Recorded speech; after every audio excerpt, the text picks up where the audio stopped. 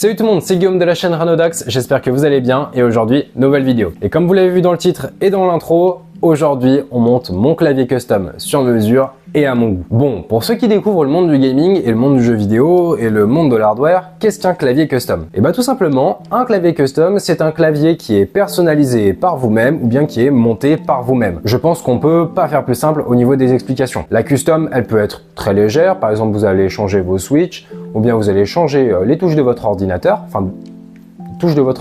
les touches de votre clavier. On peut aller pousser aussi le niveau, comme on va le faire dans cette vidéo là, on va assembler notre clavier et on va pourquoi pas le modder. Maintenant, la deuxième question qui vous vient à l'esprit, c'est quoi un mod? Un mod, c'est comme dans un jeu vidéo, c'est tout simplement quand on vient modifier la base du jeu. Du moins, c'est ce qui est décrit par Google au niveau de l'appellation et de la définition. C'est faux, elle sort de moi-même. Un mod en clavier custom, c'est tout simplement quand on vient faire une petite modification sur le clavier pour qu'il ait une sonorité ou un feeling différent. Pour nous, on risque de faire deux modes. Le premier va être sûrement un cotton mode et le deuxième va sûrement être un tape mode. Le tape mode, il est super simple à faire. C'est tout simplement, on prend du scotch et on vient coller des bandes de scotch sur le PCB pour tout simplement changer le feeling et la sonorité. Le deuxième, le cotton mode, il est super simple à expliquer. C'est tout simplement, en fait, on vient mettre du coton dans la base du clavier pour absorber un petit peu les résonances. Les deux ont 2-3 propriétés et 2-3, on va dire, rumeurs, comme quoi ils permettraient d'améliorer le son, le feeling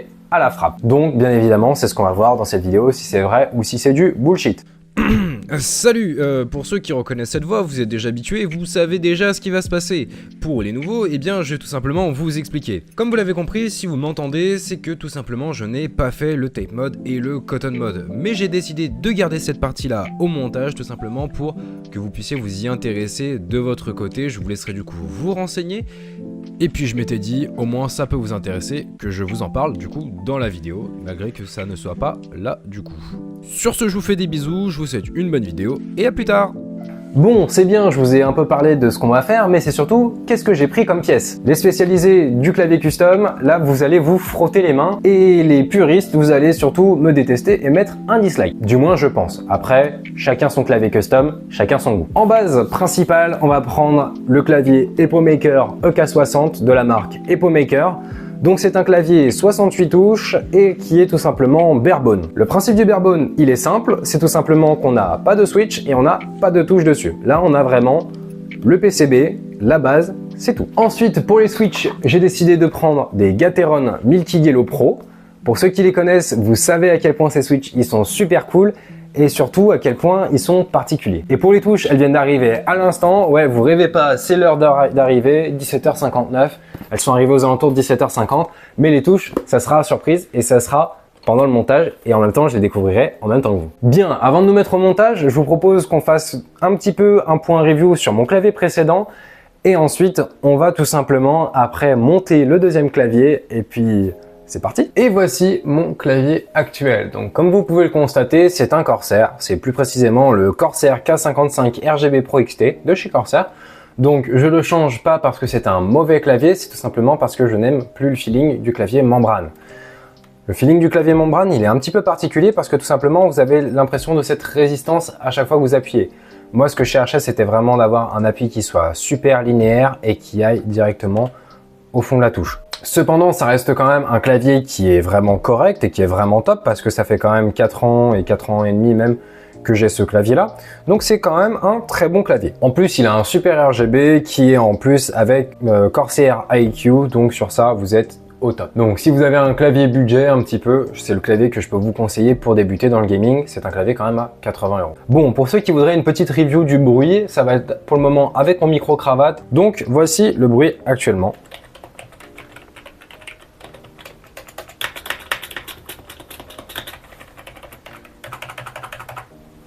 Donc comme vous pouvez le constater, les touches, elles secouent énormément. On a vraiment beaucoup de vibrations sur les touches. Donc c'est pour ça aussi que je le change un peu parce que c'est un petit peu dérangeant à l'oreille pour moi. En soi, quand on a le casque sur les oreilles, c'est pas plus dérangeant que ça. Mais on va dire que quand je travaille pour une vidéo YouTube, bah forcément quand j'écris le texte, ça me fait un peu chier d'entendre ça. Bien, donc nous voici au moment où vous allez pouvoir apercevoir et bien tout simplement les nouvelles pièces de plus près. Donc ce clavier du coup c'est le EK68 VIA. Donc le VIA, à mon avis, ça doit être pour le bare bones, parce que c'est un clavier bare bones. Donc je rappelle, le bare bones, c'est tout simplement quand vous avez que le PCB et la base. Donc on va découvrir ce clavier en même temps. Je ne l'ai absolument pas déballé, et puis on va voir ce qu'il donne. Donc on tire la petite languette. Vous allez le découvrir avant moi. Je lève la tête et je baisse, et ben on n'a pas grand chose en visuel. On peut dire qu'on a quand même des accessoires qui sont fournis dessous, donc on va découvrir ça. Donc comme vous pouvez le constater déjà, ce clavier là, c'est tout simplement un clavier en 65%. Et regardez-moi ce beau clavier quand même, on va pas se le cacher, il est quand même absolument beau. Et le feeling est quand même plutôt correct. Donc c'est quand même un clavier qui a un RGB posé en sud. Donc le RGB posé en sud, comment vous expliquez ça? En fait, tout simplement, vous avez vos petites touches de RGB, enfin du moins vos petites LED RGB qui sont posées juste en dessous et au bas des touches. Donc ça, pour un rétroéclairage, ça doit être sûrement super cool. Alors je vois juste un petit truc, j'ai l'impression que on a le silicone en dessous qui s'est un peu barré. On va essayer de remettre ça en place, et puis sinon après j'ouvrirai le clavier et puis on vient le modifier. On a aussi une petite molette pour le volume, donc ça c'est quand même cool. Puis le feeling de la molette est vachement cool quand même, on va pas se le cacher. Donc que dire de ce clavier pour le moment? Eh ben écoutez, c'est quand même plutôt quali, hein. Malgré qu'il soit en plastique, le plastique paraît quand même plutôt quali. Et j'ai oublié de vous préciser un petit truc, ce clavier il peut être filaire, il peut être aussi Bluetooth et aussi avec un petit dongle USB. Donc si vous voulez le transporter, eh ben, c'est plutôt correct. Ensuite du coup, les accessoires qui sont fournis avec, normalement on va retrouver un câble, et d'ailleurs un super beau câble tressé blanc. Il est quand même vachement beau, on va pas se le cacher, et puis il a l'air quand même d'être un peu renforcé. Et en plus il est tressé, donc ça c'est plutôt cool. On va le mettre de côté. Et ensuite, on a fourni avec un caps remover et un switch remover. Donc pour ceux qui ne savent pas ce que c'est tout simplement pour retirer les touches de clavier, et ça c'est pour tout simplement retirer les switches du clavier. Bien, maintenant on va passer aux switch. Donc comme vous voyez, c'est des Milky Yellow. Donc ils sont quand même vachement beaux et ils sont quand même vachement stylés. Je me suis permis, quand je les ai reçus, de les ouvrir tout simplement pour les voir un peu. Donc j'ai déjà ouvert et j'ai pris 72 pièces de switch au moins, au cas où si j'ai un switch qui est cramé ou qui est HS, j'en ai quand même déjà en rechange directement. Donc on a deux boîtes de switch, du moins deux rails de switch, et au moins on a de quoi faire. Donc les switch, ce sont ceux-là. Je vais en récupérer un pour vous montrer. Donc voici le switch de plus près, j'espère que le focus est correct. Donc vous le voyez, il est quand même beau, il est quand même propre. Donc l'action elle est linéaire, vous avez juste l'impression d'appuyer sur un ressort, et ça c'est ce que je cherchais, au lieu d'avoir cet appui avec une impression tout simplement d'accroche, puis de tout simplement passer une marche ou passer un trottoir. Donc là au moins on va avoir une action qui est super linéaire. On va le reposer le temps avant le montage. Hop, je l'ai mis dans le mauvais sens, on va pas l'abîmer, voilà, et on va garder ça de côté. Et voici du coup les touches qu'on va apporter sur le clavier. Donc c'est quand même des super belles touches. Et attendez, ah mais ouais, on peut déplier ça comme ça. Ah waouh! Du coup vous avez un super tapis de touches. Alors sur Amazon, elles étaient vendues tan. Et puis en fait quand je me suis renseigné, j'ai découvert qu'en fait ces touches là en fait n'étaient absolument pas tan, mais tout simplement blanches. Donc du coup je suis super content de voir qu'elles sont quand même blanches, parce que du coup c'est le style que je voulais. C'était un effet un petit peu dégradé de couleur avec du coup un effet blanc. Donc là, je suis super content. Donc là, j'ai commandé un kit QWERTY, mais on a aussi des touches pour tout simplement le convertir en AZERTY. Donc là, sur ça, je suis très content. Et puis du coup, on va pouvoir monter tout ça dans cette vidéo. Je pense avoir oublié de préciser le prix de chaque pièce. Donc je vais le faire très rapidement. Au moins, vous avez les prix si vous voulez vous monter le clavier comme le mien. Donc la base, le EpoMaker EK60, du moins barebone comme ça, on est tout simplement sur une base à 80 € sans les switches. Donc c'est-à-dire le PCB, le silicone, du coup le silicone qui est en fond, et ensuite on a aussi le PCB qui est dedans, et c'est tout. Pour les switches, ils m'ont coûté une quarantaine d'euros pour la version pro. Donc la version non pro, je crois, des Milky Yellow, elle est aux alentours de 30 €. Donc c'est pas cher pour une super qualité. Et pour les touches, j'ai regardé tout simplement cet après-midi quand je les ai reçues. Les touches, elles sont annoncées au prix actuel de 56 €. Donc on a une base totale d'environ 150 €. Vous avez le prix exact qui s'affiche au prix actuel lors du montage de cette vidéo. Donc voilà, le prix est plutôt correct, je trouve, pour un clavier custom. Donc voilà, on pourrait être aussi bien plus cher si on prenait des pièces bien plus haut de gamme ou autre. Mais moi, je voulais absolument déjà avoir un clavier AZERTY avec des choses qui me plaisaient. Donc je suis déjà super content d'avoir tout ce qui me plaît sur la table. J'ai pas fait attention, mais aussi avec les touches, j'avais un caps remover qui était inclus. Celui-là est d'une qualité plutôt cheap par rapport à celui-là. Dans tous les cas, c'est du plastique et de la ferraille, hein, et puis c'est pas compliqué à produire. Bien, maintenant place au moment du montage. Donc dans un premier temps, on va monter le clavier comme ça. Ensuite, je le démonterai de mon côté et on fera un tape mode et ensuite on fera un cotton mode pour voir ce que ça donne. Bien, maintenant on arrive au moment que vous attendez tous, le moment du montage. Alors vous allez voir, un clavier custom à monter, c'est littéralement comme monter un Lego. Donc c'est super simple, vous prenez votre boîte de switch, vous l'alignez. Donc les switches, ils sont comme ceci. Donc vous vérifiez bien d'avoir vos pins qui sont bien droits derrière, juste là. Et ensuite, eh bien, vous venez les positionner. Donc normalement, les switches, ils se positionnent comme ça. Donc vous avez une petite encoche, du moins pour les Gateron, vous avez une petite encoche et cette petite encoche va vers le bas pour le Hippo Maker. Et ensuite, vous avez juste à un peu appuyer comme ceci. Et là, le switch est enfoncé. Donc ensuite, on vient mettre le deuxième et ainsi de suite. Et on fait un petit time-lapse le temps que je mette tous les switches. Je profite du coup de ce petit timelapse pour vous parler du coup de mes switches. Alors du coup, les Gateron Milky Yellow, en fait ce sont des switches linéaires, c'est-à-dire qu'ils n'ont pas de bump en course comme les brown ou les blue, les clicky, les fameux clicky qui sont super bruyants.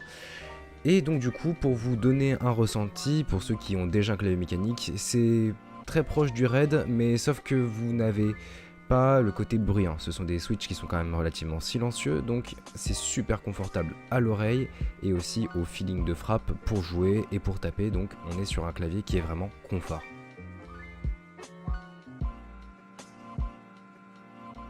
Bien, donc comme vous pouvez le voir, et bien tout simplement les switches sont posés. Alors c'est un peu particulier à mettre quand même. On est sur un Lego un peu dur à mettre, un peu dur à enfoncer. Tout simplement au niveau de, comme vous pouvez le constater, lorsque j'appuie, le clavier se courbe en entier. Donc c'est un peu particulier parce qu'en fait tout simplement au fond je crois qu'il doit y avoir une mousse en silicone pour tout simplement absorber. Enfin bref, mis à part ça, le clavier est quand même super cool à monter, c'est super fun à faire pour le début. Petite chose à faire attention lorsque vous montez votre clavier custom, à ne pas tordre les pins. J'ai dû redresser les pins de certains switches 3-4 fois parce que je les avais tordus. Donc vérifiez bien dans la manière où vous les posez, histoire d'être sûr que vous les abîmez pas. Bien, maintenant ce qu'on va faire, c'est qu'on va remonter un petit peu le clavier, parce que tout simplement maintenant on va mettre les touches. Bien, maintenant du coup comme vous l'avez vu, on va passer maintenant aux touches. Alors pour les touches, il n'y a pas grand chose à vérifier, mis à part la compatibilité par rapport à votre clavier. Tout simplement, moi c'est des switches en version Cherry, donc au niveau du téton, on a une petite croix. Et comme vous pouvez le voir juste là, je pense que ça doit se voir sur certaines touches ici, c'est une petite croix aussi.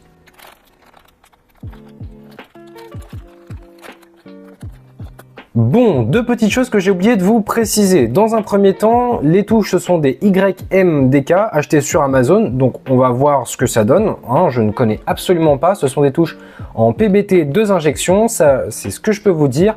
Et qu'elles sont, soi-disant, plutôt bien faites pour la totalité de leurs touches. Donc, ils ont plutôt bonne réputation. Après, à confirmer dans la suite et dans l'avenir. Ensuite, la petite chose que j'ai oublié de vous préciser, c'est que ce clavier-là, c'est un 65% ANSI. Donc, qu'est-ce que c'est que ANSI? Au lieu d'avoir tout simplement la grosse touche entrée, on a tout simplement une touche linéaire. Donc, c'est une disposition américaine, c'est pas commune en France. Mais en tout cas, je trouve ça plutôt stylé et plutôt correct. Puis, si je vois que ça ne plaît pas, dans tous les cas, je peux tout simplement convertir mon clavier en ISO parce que j'ai tout simplement des touches de rechange. Du moins, il faudra que je rachète une base. Enfin bref. Sur ce, je vous propose un deuxième timelapse. On va du coup ouvrir les touches et on va tout simplement les disposer. Pour m'aider pour mettre les touches, j'ai tout simplement sur mon écran qui est du coup en face de moi, vous ne le voyez pas, et tout simplement j'ai dans un premier temps un clavier ANSI et tout simplement le HippoMaker à côté pour savoir quelle touche je dois placer où. Sur ce, on perd pas de temps, on va ouvrir tout ça et puis c'est parti pour le montage des touches. Allez, c'est parti, on vient mettre la première touche, donc c'est la touche 1 et voilà, elle est placée et oh, le bruit est incroyable. Oh, waouh. Vivement que je vous fasse le petit ASMR que j'avais prévu pour mettre les touches et pour vous faire une comparaison avec l'ancien clavier. Mais je vous jure que le son est incroyable. Et ça, c'est mon chat qui miaule.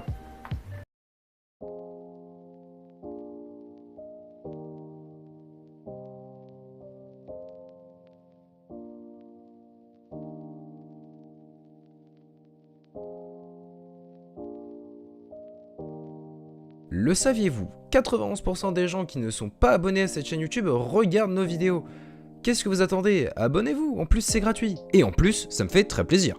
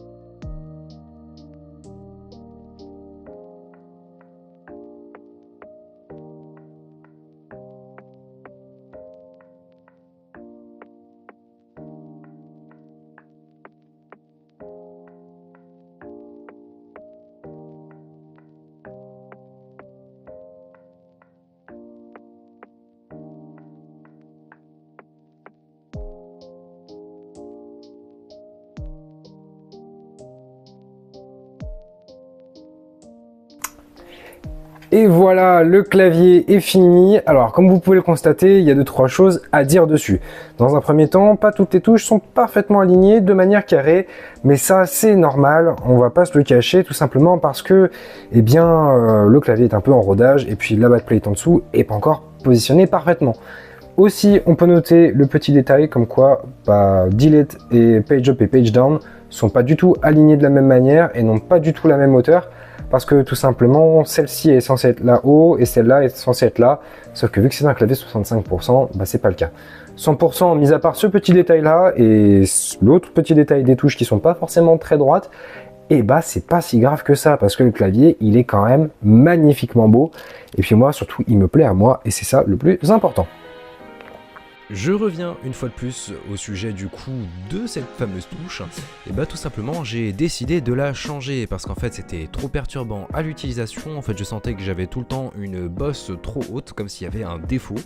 Donc ça m'a trop gêné, donc je suis retourné chercher dans le set des touches et en fait j'ai vu une touche de la même hauteur, de la même couleur et avec un petit dessin dessus. Je trouvais ça assez design, je me suis dit que ça allait compléter un peu le truc et faire un peu en mode easter egg. Donc je me suis dit pourquoi pas la mettre à la place, j'ai décidé de la mettre à la place et là maintenant c'est tout lisse, c'est tout à la bonne hauteur et c'est plus joli et plus confortable encore. Sur ce je vous laisse du coup avec un petit ASMR de clavier que j'ai enregistré un peu à l'arrache mais avec de plutôt bonnes images. Sur ce, je vous dis à tout de suite, on se retrouve pour le récap.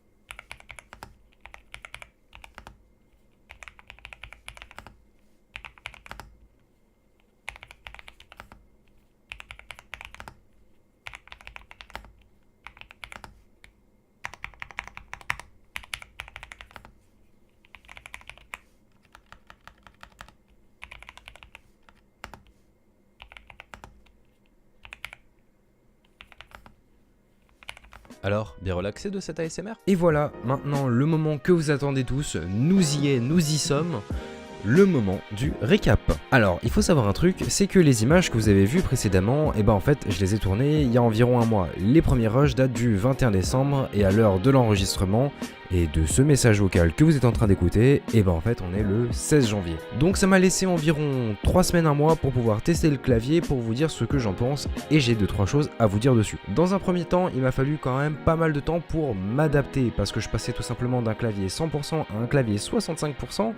Donc le format est quand même un petit peu différent, surtout que en fait ça prend pas du tout la même place sur le bureau. Et d'ailleurs on va parler de place parce qu'en fait ça c'est même un grand avantage d'avoir un petit clavier, c'est qu'on gagne énormément de place, du coup je peux bouger mon clavier comme je veux, j'ai assez de place pour n'importe quel jeu, et donc ça c'est vachement cool. Ça m'a aussi demandé un peu de temps pour les jeux vidéo parce que en fait il a fallu que je me réhabitue à jouer. Bon après évidemment on ne parle pas de réapprendre à faire du jeu sur PC, mais il a fallu que je remappe 2-3 touches parce que j'avais mis 2-3 touches sur certains jeux sur le pavé numérique et là boum, le pavé numérique disparaît. Donc ça m'a demandé un petit temps d'adaptation. Enfin bref, rien de grave. Le feeling du clavier est top, la qualité du plastique je la trouve vraiment bonne, vraiment correcte.